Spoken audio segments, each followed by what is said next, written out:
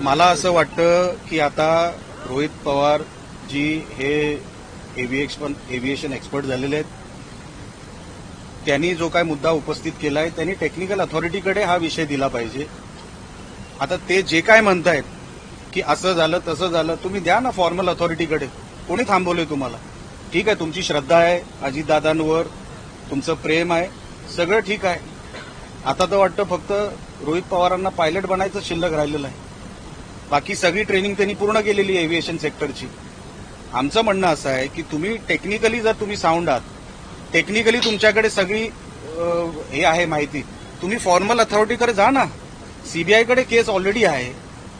असं असताना तुमच्याकडे जे आता जसं आमच्याकडे कुठली माहिती असेल कुठल्या केसबद्दल, तर सीबीआय आता आम्हाला बोलवतं किंवा आम्ही रिक्वेस्ट करतो की आमच्याकडे जी माहिती आहे ती तुम्ही घ्या. आता काय देशाचा कायदा आणि प्रोटोकॉल हे सगळं रोहितजींना माहिती आहे. तुम्ही द्यायला पाहिजे तुमच्याकडे कुठली माहिती असेल तर. हे फक्त मीडियामध्ये बोलणं सोपं आहे.